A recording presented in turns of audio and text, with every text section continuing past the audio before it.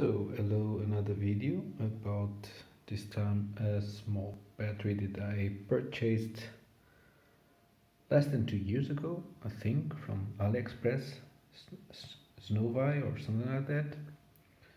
So for my ASUS ZenBook to replace the original battery, but this one has failed within more or less 1.5 years, and you can clearly see that one of the sides here is a little bit bloated.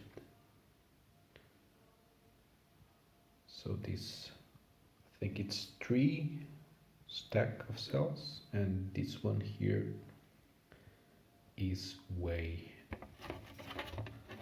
up. Probably this is the reason why it failed. So again, if you have any doubts, just don't buy it.